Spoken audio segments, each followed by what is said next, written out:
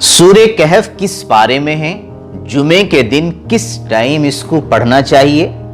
جمعے کی نماز سے پہلے یا جمعے کی نماز کے بعد؟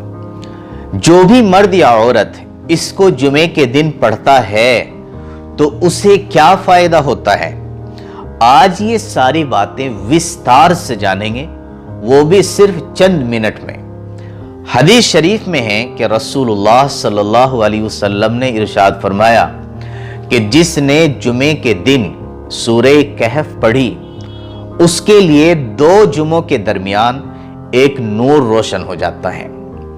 حضرت معاذ رضی اللہ تعالیٰ عنہ سے روایت ہے کہ حضرت نبی کریم صلی اللہ علیہ وسلم نے ارشاد فرمایا کہ جو شخص سورہ کہف کا شروعاتی اور آخری حصہ پڑھتا ہے اس کے لیے پاؤں سے سر تک ایک نور پیدا ہو جاتا ہے، اور جو سورہ کہف کو مکمل پڑھ لیتا ہے اس کے لیے آسمان اور زمین کے درمیان ایک نور پیدا کر دیا جاتا ہے۔ حضرت علی رضی اللہ تعالیٰ عنہ سے روایت ہے کہ جس نے جمعے کے دن سورہ کہف پڑھی وہ 8 دن تک ہر فتنے سے محفوظ رہے گا، یہاں تک کہ اگر دجال بھی نکل آئے تو اس سے بھی محفوظ رہے گا۔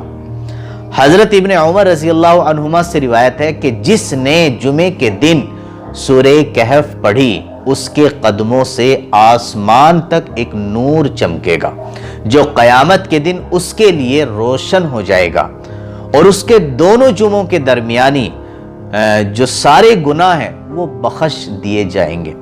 تو میرے عزیزو، جمعے کے دن سورہ کہف ضرور پڑھ لیا کرو، اس کی بڑی فضیلت ہے۔ اب رہی یہ بات کہ اس کو جمعے کے دن کس ٹائم پڑھنا چاہیے، جمعے سے پہلے یا جمعے کے بعد؟ تو دیکھیے، جمعے کے دن آپ اس کو کسی بھی ٹائم پڑھ سکتے ہیں، جمعے کی نماز سے پہلے بھی اور جمعے کی نماز کے بعد بھی۔ اسی طرح صبح میں فجر کی نماز سے پہلے اور فجر کی نماز کے بعد بھی آپ اس کو پڑھ سکتے ہیں، یہاں تک کہ عصر کی نماز کے بعد بھی پڑھ سکتے ہیں۔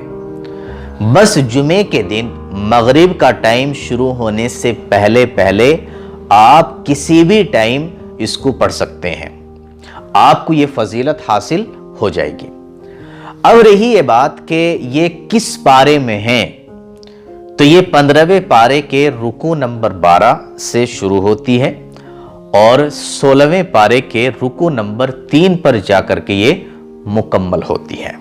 تو میرا عزیزو، اس سورت کی بڑی فضیلت ہے، آپ اس سورت کو جمعے کے دن ایک مرتبہ ضرور پڑھ لیا کرو۔